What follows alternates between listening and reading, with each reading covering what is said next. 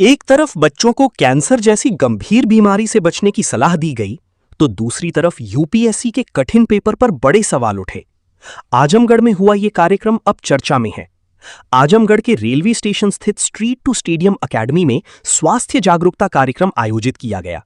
Doctor Vipin Yadav और दुर्गा शक्ति सेवा ट्रस्ट की अध्यक्ष पूजा सिंह ने 9 से 14 साल के बच्चों को सर्वाइकल कैंसर और एचपीवी वैक्सीनेशन के बारे में जानकारी दी। इस दौरान पूजा सिंह ने यूपीएससी परीक्षा पर भी सवाल उठाए। उन्होंने कहा कि प्रश्न पत्र बच्चों के आईक्यू लेवल से काफी ऊपर जा रहे हैं, जिससे छात्र डीमोटिवेट हो रहे हैं। उन्होंने आयोग से पेपर का स्तर संतुलित रखने की मांग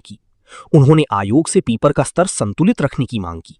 आप क्या सोचते हैं, यूपीएससी का पेपर इतना कठिन होना चाहिए या नहीं? कमेंट करके अपनी राय जरूर बताएं। बच्चों को जागरूकता कर रहे हैं वैक्सीन के बारे में, क्या है? देखिए, हमने तो एक मुहिम की तरह इसको ले लिया है। जब से ये वैक्सीन अफोर्डेबल वैक्सीन आ गई तो हम लोगों ने अपने क्लिनिक पे शुरू किया, लेकिन अब हमको लगा कि इसको जन जन में फैलाना चाहिए। तो जहाँ जहाँ हमको बच्चे मिलेंगे, चाहे एकेडमी में मिले, चाहे स्कूल में मिले, जहाँ भी मिलेंगे, और पेरेंट्स टीचर मीटिंग वगैरह में भी हम सब जगह ट्राई करेंगे जितना हमको समय मिलेगा कि बच्चों को सबको जागरूक करें।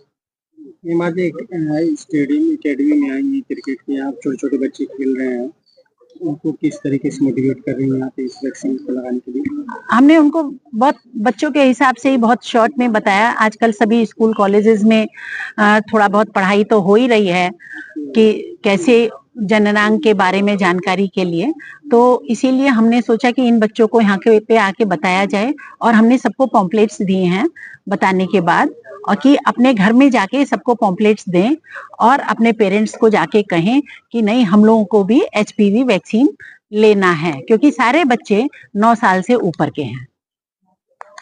ठीक, कुछ कहना चाहती हूँ, क्या है पूरा प्रकरण? कल यूपीएससी की परीक्षा हुई थी, प्रीलियम की, और जिस तरह से एग्जामिनेशन पेपर आया और बच्चे जिस तरह से एग्जामिनेशन हॉल के बाहर निकले और जो उनकी ब्रीफिंग थी, उसको देख के लगता है कि ये किस तरह का पेपर आयोग डिसाइड कर रहा है, कौन ये पेपर बना रहा है, और आगे आने वाले यूपीएससी की तैयारी करने वाले बच्चों का भविष्य सरकार क्या डिसाइड कर रही है, ये एक बहुत बड़ा प्रश्न चिन्ह बना हुआ है। क्या है आपको गलत लगा उसमें? पूरा पैटर्न चेंज, जैसे पहले परीक्षाएं होती थी तो 3 साल तक एक पैटर्न से परीक्षाएं होती, मतलब हर साल बच्चे 10 साल पुराना पेपर देख के किसी भी एग्जाम को जब बच्चा देने जाता है तो वो पहले सोचता है किस तरह के प्रश्न आएंगे। जब उसने 10 साल, 5 साल, 3 साल पुराने प्रश्नों को देखा और वो एग्जामिनेशन हॉल में जब उसने पेपर खोला और पूरे पेपर की जो धारा थी, पूरे पेपर का जो नियम था, जो एल्गोरिदम पूरे पेपर का था, क्रमानुसार जिस तरह से क्वेश्चन होने चाहिए, वो बिल्कुल चेंज कर दिया गया। तो बच्चा किस तरह से जाएगा, क्या पढ़ के जाएगा, क्या एग्जाम देगा, और आने वाले बच्चे यूपीएससी का एग्जाम कैसे देंगे? मुझे तो लगता है यूपीएससी पेपर भरने के पहले नीचे एक नोटिफिकेशन लिख देना चाहिए सरकार को कि यूपीएससी की परीक्षा दे, कृपया कमजोर दिल वाले यूपीएससी का फॉर्म ना भरें। सरकार से क्या आपकी मांग है? सरकार से मेरी ये मांग है कि हर पेपर का, हर एग्जाम का, हर कंपटीशन एग्जाम का एक क्राइटेरिया होता है। बच्चों के भविष्य और उनकी भावनाओं के साथ खिलवाड़ न करें।